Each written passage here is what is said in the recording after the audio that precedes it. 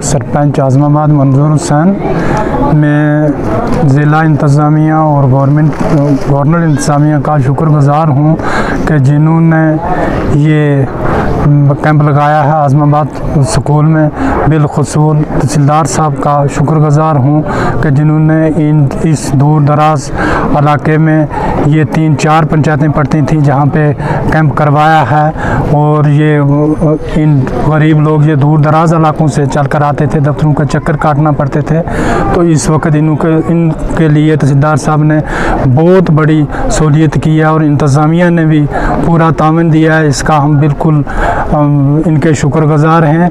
यहाँ एसटी और पहाड़ी ये साफ्टेकें बनाई जा रही हैं।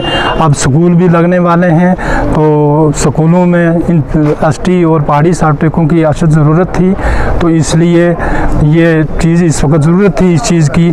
और ये तहसीलदार साहब ने और इंतज़ामिया ने जो बिलखुसूस डीसी साहब का भी हम शुक्रगुज़ार हैं कि जिन्होंने ये इतना प्रोग्राम रखाया। और बिलखुसूस तहसीलदार साहब के हम शुक्रगुज़ार हैं कि जिन्होंने इतना बड़ा तामन देकर इन गरीब लोगों के लिए सहूलत की है। यहाँ अच्छा खासा रश है, अच्छी खासी साफ्टेकें यहाँ से इस वक्त जारी की जा रही हैं। तो मैं तमाम ज़िला इंतज़ामिया और शुक्रिया अदा करता हूँ क्योंकि इन्होंने हमारी आवाज़ को हाई सतह तक पहुँचाने में अहम रोल अदा किया है।